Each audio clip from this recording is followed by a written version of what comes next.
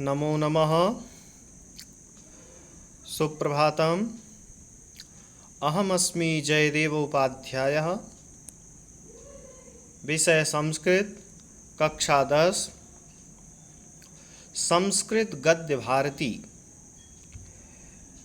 भागस्य तृतीयः पाठः नैतिक मूल्यानि। प्रिय छात्रों, आज हम लोग संस्कृत गद्य भारती भाग का तृतीय पाठ, जिसका नाम है नैतिक मूल्यानि, इस पाठ का अध्ययन करेंगे। हम लोगों ने प्रथम अनुच्छेद का अध्ययन किया था। आज हम लोग द्वितीय भाग, द्वितीय अनुच्छेद,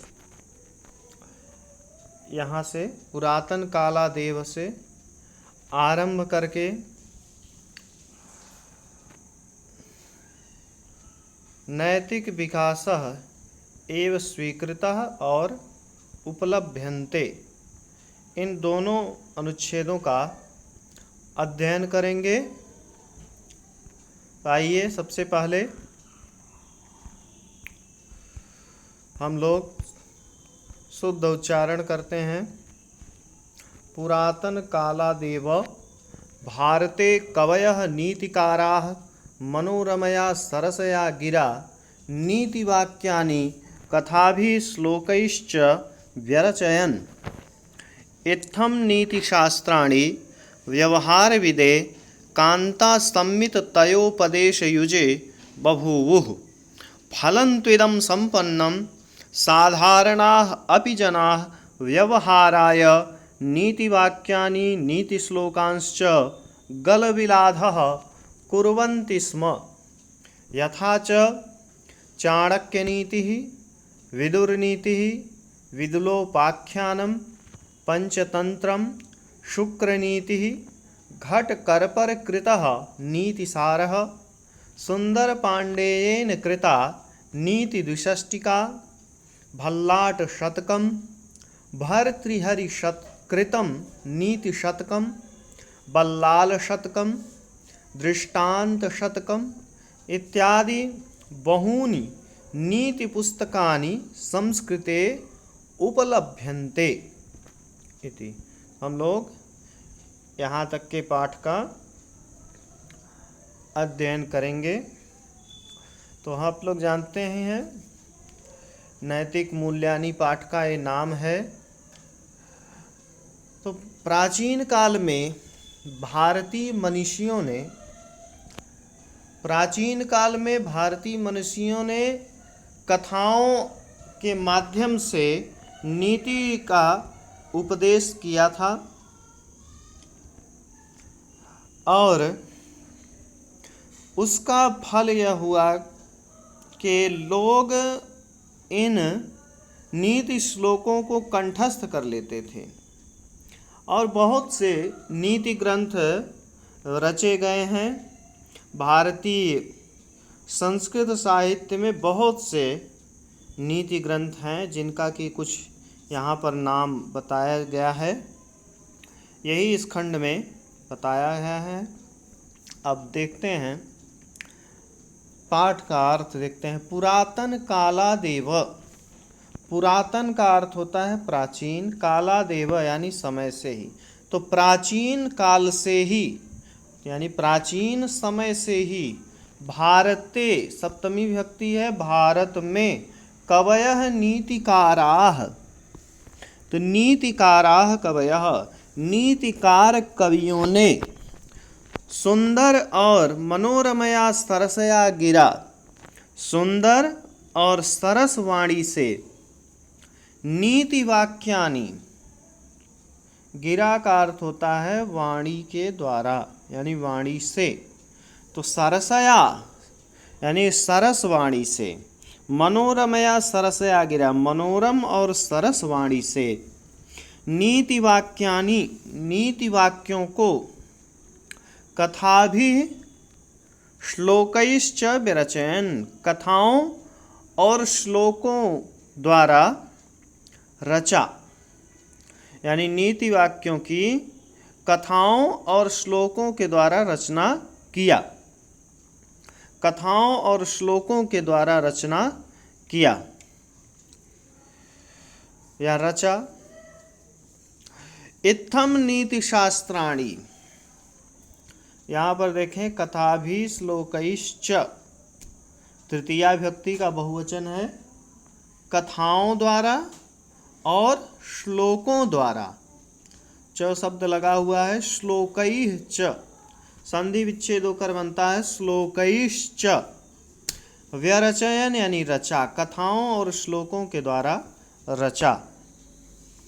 इत्थम नीति शास्त्राणि, अब चले नीचे, व्यरचयन तक हो गया है। व्यरचयन माने रचा।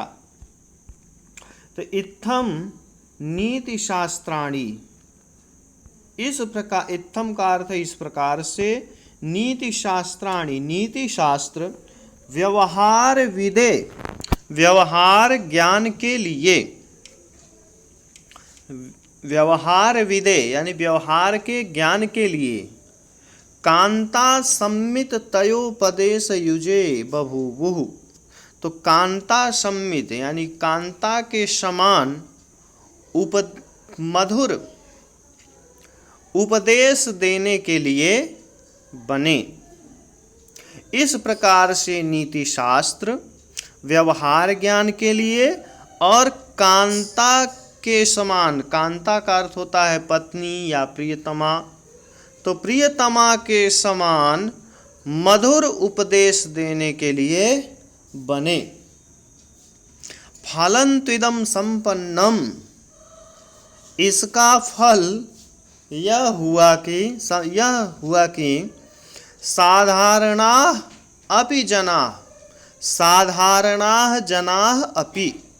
अब देखें नीचे लाइन में, साधारणाः अपि जनाः, साधारण लोग भी, व्यवहाराय, व्यवहार के लिए, नीति वाक्यानि नीति श्लोकांश्च, नीति वाक्यों को और नीति के श्लोकों को, गलविलाधः, गलविलस्य अधः।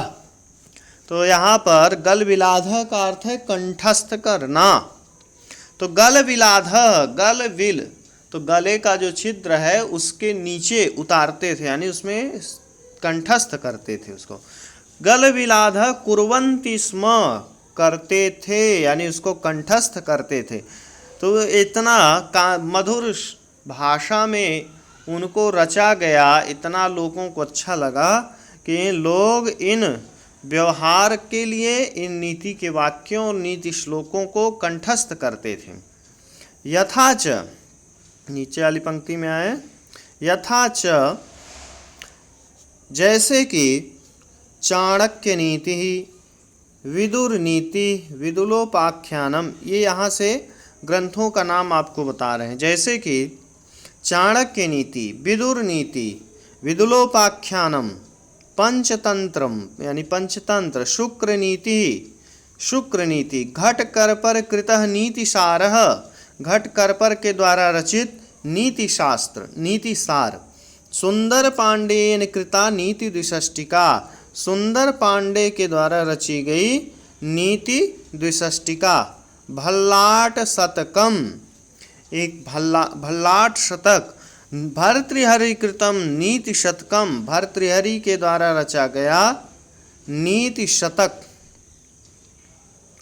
बल्लाल शतकम, बल्लाल शतक, दृष्टांत शतकम, दृष्टांत शतक, इत्यादि बहूनि नीति पुस्तकानि, इत्यादि बहुत सी नीति की पुस्तकें संस्कृते उपलभ्यन्ते, यानी इत्यादि नीति की बहुत सी पुस्तकें संस्कृते उपलभ्यन्ते, यानी संस्कृत में उपलब्ध हैं, यानी पाई जाती हैं, संस्कृत वाङ्मय में उपलब्ध हैं, पाई जाती हैं।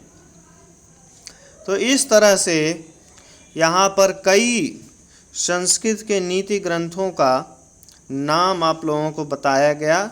इतना ही नहीं, ये सब तो कुछ प्रसिद्ध हैं, और भी इसके द्वारा बहुत सारे अन्य ग्रंथ भी हैं जो कि बहुत ही प्रसिद्ध हैं।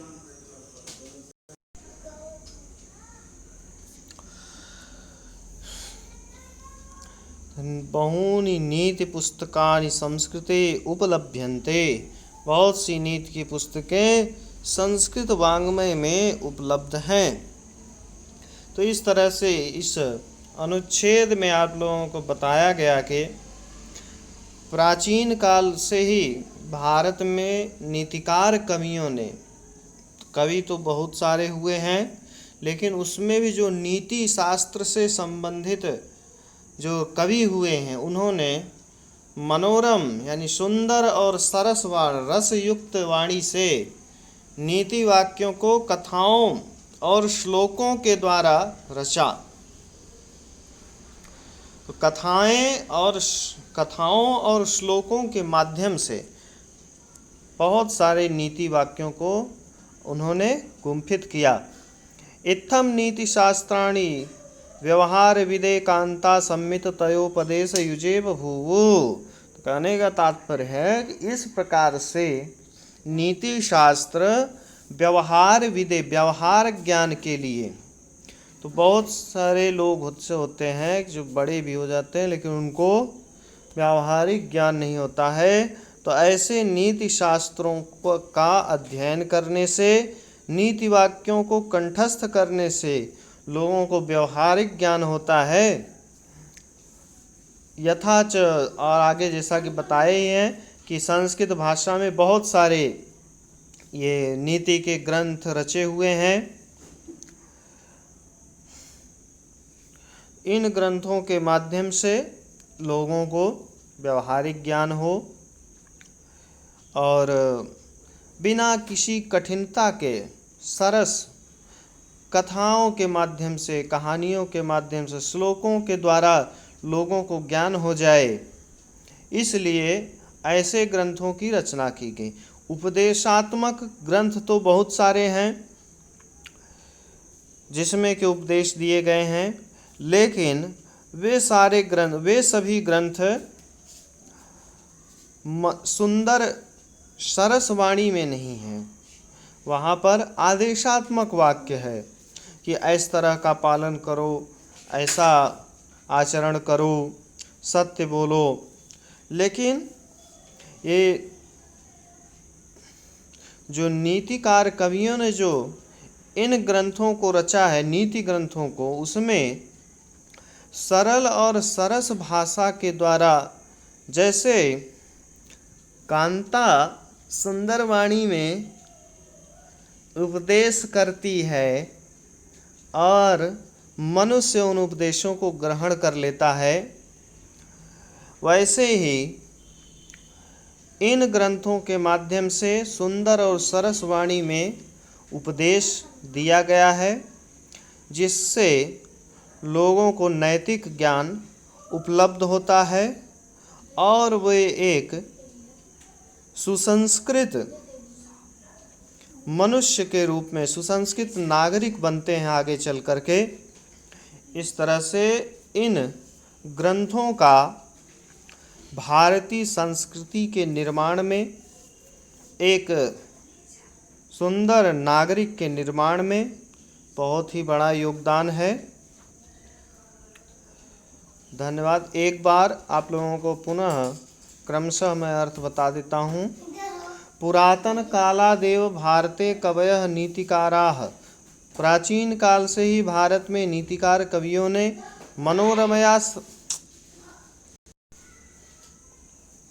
मनोरमया सरसया गिरा, सुंदर और सरस वाणी से नीति वाक्यों को कथाभि श्लोकैश्च विरचयन्, कथाओं और श्लोकों के द्वारा रचा। इत्थम नीति शास्त्राणि व्यवहार विदे, इस प्रकार से नीति शास्त्र व्यवहार ज्ञान के लिए कांता सम्मित तयोपदेश युजे बभूवु, कांता के समान उपदेश देने वाले, कांता के समान मधुर शब्दों में उपदेश देने वाले बभूवु यानी बने या हुए। फलं त्विदं संपन्नम, इसका यह फल हुआ कि साधारणाः अपि जनाः, साधारण लोग भी व्यवहाराय नीतिवाक्यानि नीतिश्लोकांश्च गलविलाधः कुर्वन्ति स्म, साधारण लोग भी व्यवहार के लिए नीति वाक्यों और नीति श्लोकों को कंठस्थ करते थे। यथा च जैसे कि चाणक्य नीति, विदुर नीति, विदुलोपाख्यानम, पंचतंत्रम, शुक्र नीति। ये पुस्तकों के नाम हैं। चाणक्य नीति, विदुर नीति, विदुलोपाख्यान, पंचतंत्र, शुक्र नीति। घट करपर कृतः नीतिसार, घट करपर के द्वारा रचित नीतिसार।